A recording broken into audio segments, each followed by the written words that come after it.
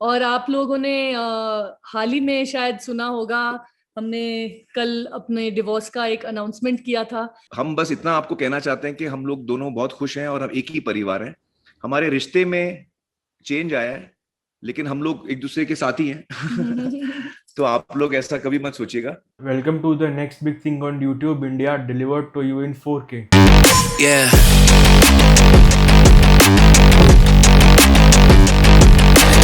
तो आज हम बात करने वाले हैं इंडिया के एक ज़माने में सबसे टॉप व्लॉगर रहे फ्लाइंग बीस्ट के गौरव तनेजा के बारे में।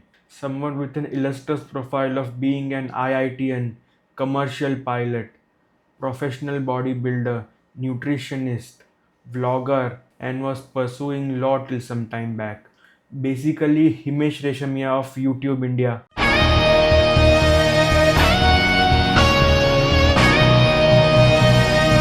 जिसका डाउनफॉल इसी तरह हुआ है जैसे इनका।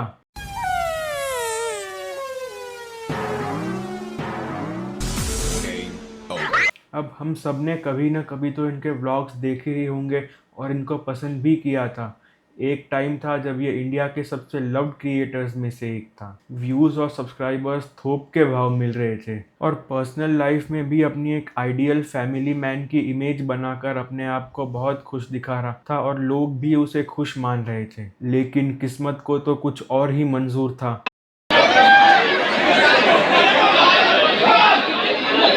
अब ऐसा नहीं है कि सारे ही बड़े क्रिएटर्स का डाउनफॉल होता है। ये कुछ ऐसे क्रिएटर्स हैं जो जियो के आने से पहले भी टॉप पे थे और आज भी टॉप पे हैं। मल्टीपल जनरेशन्स को अपने क्वालिटी कंटेंट से इन्होंने अपील किया है और आज भी इनकी वही गुडविल है जो पहले थी। लेकिन कुछ लोगों को तो पड़ी लकड़ी अंदर लेने का शौक़ है और गौरव नाम के लोगों को तो कुछ ज़्यादा ही शौक़ है। तो जैसे कि मैंने कहा कि किस्मत को कुछ और ही मंजूर था, तो पहले हमारे आईआईटीएन साहब ने व्हाट्सएप पे एक हवन से रिलेटेड पोस्ट देखा और उस पोस्ट को ज्यों का त्यों टीप दिया और ऑब्वियसली ये पोस्ट देख के बहुत सारे लोगों ने इसको कॉल आउट किया और एज एक्सपेक्टेड व्हाट्सएप के बहुत सारे धुरंधर इसके सपोर्ट में भी आ गए और भर भर के इसके पोस्ट को और ज़्यादा वायरल किया। अब क्योंकि बहुत सारे लोगों ने इसको कॉल आउट किया था तो उनको रिस्पॉन्ड करते हुए एकदम आईटी सेल वाला ही पोस्ट डाल दिया, ये सोच के कि क्या पता शायद इसका भी पॉलिटिक्स में नंबर लग जाए। हालांकि सबकी किस्मत कंगना जैसी तो नहीं होती। अब ये कंट्रोवर्सी के बाद भाई ने नया प्लान बनाया। अपने 36th बर्थडे पे इसने नोएडा में एक मीटअप रखा। तो मीटअप के लिए ये पहुंच गया नोएडा के सेक्टर 51 मेट्रो स्टेशन पे और क्योंकि इसकी पॉपुलैरिटी उस टाइम पीक पे थी तो हज़ारों लोग जमा हो गए और सेक्शन 144 वायोलेट करने के लिए इसको अरेस्ट कर लिया गया। और जिनको पता ना हो उनको बता दूं कि नोएडा बीजेपी की सरकार के अंडर में ही आता है, क्योंकि पैंडमिक के बाद सारे ही क्रिएटर्स के व्यूज़ और ग्रोथ डाउन गए थे। पैंडमिक में तो किसी भी तरह का कंटेंट चल रहा था, हर किसी को व्यूज़ आ रहे थे। तो फिर पैंडमिक के बाद अपने चैनल को बूस्ट करने के लिए यही सब करने लगा ये। हालांकि पैंडमिक में भी एक क्लिकबेट थंबनेल डाला था कि भाई पैसे ख़त्म हो गए और फिर ऐसे ही वीडियोस बना बना के कुछ ही टाइम में BMW खरीद ली।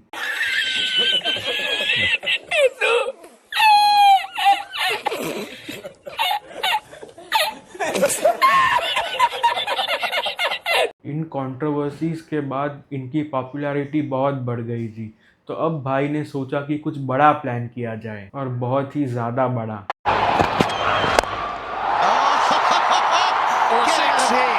तो पिछले साल अचानक से एक देश का धोनी नाम से कैंपेन अनाउंस किया गया, जो इसके हिसाब से MS धोनी को एक रिटायरमेंट ट्रिब्यूट था। इसमें ये दिल्ली से लेके चेन्नई तक साइकिलिंग करके जाने वाला था और इसकी व्लॉग सीरीज बनाई। हालांकि धोनी ने कभी भी अपनी रिटायरमेंट अनाउंस नहीं की और क्योंकि IPL चल रहा था तो सारा मीडिया अटेंशन चेन्नई पे था, तो इसने भी चेन्नई जाना डिसाइड किया। जबकि धोनी का होम टाउन रांची है, हाईएस्ट ODI स्कोर जयपुर में बनाया था और वर्ल्ड कप मुंबई में जिताया था। लेकिन चेन्नई क्यों जा रहा था ये इसी को पता। भाई अब इसी के खौफ से धोनी ने आज तक भी अपनी रिटायरमेंट अनाउंस नहीं की, भले ही सिर्फ लास्ट के 2-3 ओवर खेलने पड़े। लेकिन रिटायरमेंट नहीं अनाउंस कर रहा वो। और देश का धोनी कैंपेन भी बीच में ही बंद करना पड़ा, कम व्यूज़ और बहुत ज़्यादा नेगेटिव फीडबैक की वजह से। हाँ, तो जैसे कि सबको पता है कि इसी चीज़ के बाद इसका असली डाउनफॉल शुरू हुआ, और कुछ भी करे वो चैनल डाउन ही जा रहा था। तो भाई ने फिर नई तरकीब लगाई, इस बार ध्रुव राठी के साथ कंट्रोवर्सी कर दी। नमस्कार दोस्तों, करीब 10 दिन से ज्यादा का समय गुजर चुका है जब से यूट्यूबर फ्लाइंग बीस्ट यानी गौरव तनेजा ने कुछ क्रिटिकल फ्लाइट सेफ्टी इश्यूज उठाए थे अपने सोशल मीडिया पर एयर एशिया एयरलाइंस में, जिसकी वजह से उनको अपनी पायलट की जॉब से भी सस्पेंड कर दिया गया था। लेकिन आज तक दोस्तों, अगर हम इन स्पेसिफिक इश्यूज की बात करें, एयरलाइन की तरफ से कोई रिस्पॉन्स नहीं आया इनको लेकर। ये हैं इश्यूज, नहीं है, एयरलाइन क्या कर रही है इन्हें अवॉइड करने के लिए, कुछ नहीं। अब क्योंकि ये डायरेक्ट 1-on-1 फाइट थी, तो ये जो डाउनफॉल जो ग्रेजुअली हो रहा था अब पूरी तरह एक्सपोज हो गया है। हाँ, तो फिर जाकर ये राइट विंग और लेफ्ट विंग की फाइट बन गई, जिससे फ्लाइंग बीस्ट को नुकसान ही हुआ। क्योंकि अनलाइक ध्रुव, फ्लाइंग बीस्ट का मेन कंटेंट ब्लॉगिंग है और पॉलिटिक्स नहीं, जो कि ध्रुव राठी का है, और उसका एक लॉयल फैन बेस है इसी चीज़ को लेकर, जो कि गौरव के पास पूरी तरह मिसिंग था। और इसके अलावा इस पे चाइल्ड अब्यूज़ के भी एलिगेशंस लगे, क्योंकि ये अपने व्लॉग्स में ऐसी कुछ चीज़ें करता था जो कोई भी आम पेरेंट अपने बच्चे के साथ कभी नहीं करेगा।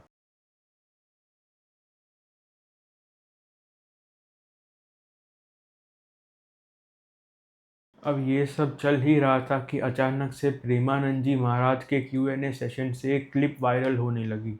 प्रभु, मैंने मेरी नौकरी है, नौकरी के उससे पाल सकती हूँ बच्चों को। अब ये क्लिप देखकर बहुत सारे लोगों ने कहा कि ये ऋतु राठी ही है, क्योंकि चेहरा, आवाज़ और 2 बेटियां होने वाली बात एकदम से मैच कर रही थी। और उसी टाइम पे हमारे गौरव भाई भी ट्रिप पे मज़े कर रहे थे। अब बहुत ज़्यादा आउटरेज होने के बाद गौरव ने एक इंस्टा स्टोरी डाली, जिसको ऋतु ने भी शेयर किया। हाँ, अब अपने फैमिली मैटर को प्राइवेट रखने वाली बात इनसे बेहतर तो कौन ही जानता होगा।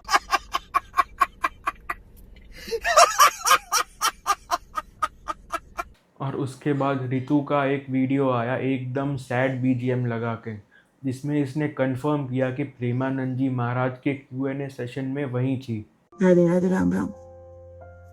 पारा मैं हूँ, बच्चा के साथ हूँ, खुश हूँ, ठीक हूँ। एक वीडियो थी with hidden identity, with some personal questions asked. Was that me? Yes. तू जो बोल रही है वो तुझे खुद को पता है ना, तू क्या बोल रही है? हाँ। तो क्यों बोल रही है?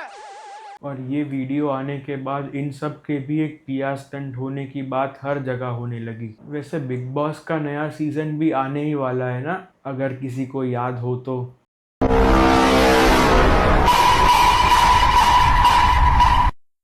अब ये लोग बहुत बुरी तरह फंस चुके हैं। अगर सब जेन्युइन भी हुआ और इनका मैटर सॉर्ट आउट हुआ, तो भी लोग इसको PR स्टंट ही बोलेंगे।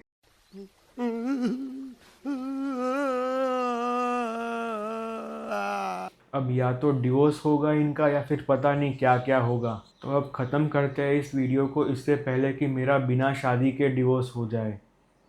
तब तक आप इस वीडियो को लाइक करो, ओनली रैंट्स को सब्सक्राइब करो, और X और इंस्टा पे फॉलो कर दो। एक बहुत ज़्यादा इंपॉर्टेंट चीज़ डिस्कस करता हूँ आप लोगों के साथ। जब बेबी होता है ना, जब भी कपल बनेंगे, जब भी आपका बेबी होगा, सो husband specially they feel a lot neglected during first 2 to 3 months, क्योंकि माँ का सारा टाइम बच्चे के लिए होता है। मतलब ऋतु अभी सोई 1 घंटे के लिए, बच्चा सारी रात जगाता है, तो जब बच्चा सोता है तो माँ सोती है, तो आपके लिए टाइम है ही नहीं बीवी के पास। Most of the extra marital affairs, like 80 to 82% of extra marital affairs happens when you just have a baby. It looks थोड़ा काउंटर इंट्यूटिव कि you should be more attach as a couple, but fact is और number से that. तो husbands को अपना थोड़ा सा ख्याल रखें, और ये देखें कि भाई जो संतान आपकी बीवी पाल रही है वो आपकी भी संतान है, और आपसे ज्यादा ही मेहनत कर रही है वो। तो अपने आपको थोड़ा कंट्रोल में रखिए। बिकॉज क्या होता है, ऑफिस जा रहे हैं, बाहर जा रहे हैं, बीवी के साथ तो टाइम मिलता ही नहीं। बीवी के पास आपके लिए बात करने का टाइम नहीं भाई साहब। प्यार दूर की बात है। बाहर कोई दोस्त मिल गया, अच्छी बात हो रही है, कॉफी साथ पी रहे, लंच साथ कर रहे हैं, धीरे धीरे कनेक्ट बन जाता है। और बीवी से बात होती नहीं है, यू डोंट शेयर एनीथिंग, तो धीरे धीरे वहां से अटैचमेंट बढ़ती रहती है, दूसरा आदमी अच्छा लगने लगता है। तो शक्ति भाई, अपना दूसरा टाइम है, अपने को चिंता